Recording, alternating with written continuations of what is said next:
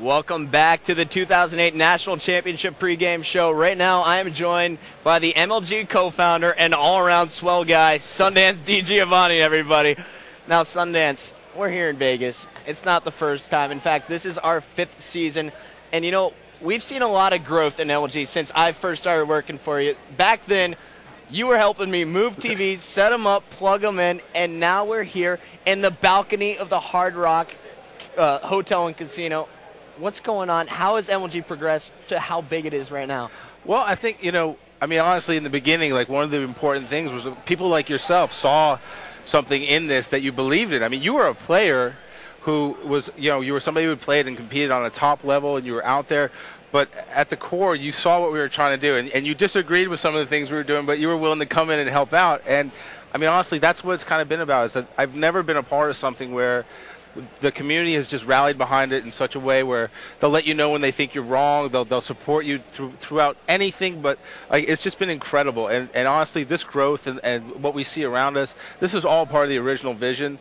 And it was hard in the beginning, obviously. It was just me and Mike, and it was our money, and nobody really believed in it as much as we do, except for you guys. And out of that, I look around now, and honestly, it's like, I'm proud of it. I'm proud of the community. I'm proud of the people that we have working at the company, of the relationships and the friendships that we've all made. And I don't know, like, I look around and I can't imagine anywhere I'd rather be than right here. Yeah, right now we're sitting in the Dr. Pepper Ultimate Gaming House. You know, you're making me tear up over here. It's getting all sad and salty and whatnot. But anyway, Sundance, we had huge news this week. Once again, well, first of all, T-Squared from Straight Rippin' on 175 million bottles. Dr. Pepper putting your brand on their bottle with them. How does that make you feel?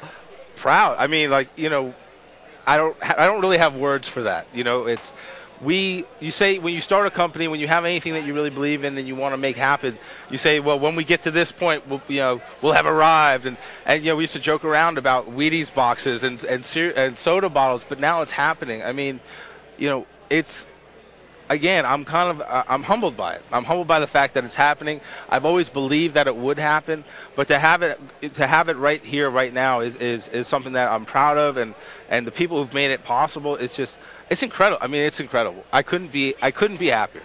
And I got to ask you, it made me laugh when I found out the news. Now, you had this idea back in 2003. Yeah. We're going to create a professional video game league. We're going to blow out. We're going to get the best players. We're going to turn professional gamers into rock stars. And there's been a lot of people who tried to copy that original idea. Can you give me a list of people that got dominated by the Sundance Sepso force? Well, I mean, and I have no disrespect for any of the people who tried. I don't necessarily appreciate some of the ways that they went about it. But obviously, we're talking about the CGS most recently, which is a big deal because it was DirecTV. It was Rupert Murdoch. We would go into meetings and people would say, they've got $50 million. It's Rupert Murdoch. And Mike and I would say, you know what? We don't give a shit. We really don't care. We're doing what we're doing. And if we're right, then bet on us. And if we're wrong, then we'll walk away having been defeated. But we haven't been. Before that, it was WSVG. There was TDR to go way back. CPL. I mean, but we don't take pride in the mistakes other people make. We take pride in what we do right. And we take pride in the fact that we've made a lot of hard decisions. We've gotten a lot of really solid people around us who believe in us, who help us do the things we need to do. And you know what? We're still here. It's a crazy world right now. The economy is all over the place, and people are asking a lot of questions about what's next for us. You know what? We're still here. We're stronger than ever. We have more sponsors than ever. They've all come back, and we're not going anywhere. And just to be able to say that after everything we've gone through is amazing, and it just makes me look out and say, you know what? I'm excited for the future. Like, we're basically where I wanted to be on day one right now. This is where I wanted it to be on day one. It's 5-6 years later, and we're there.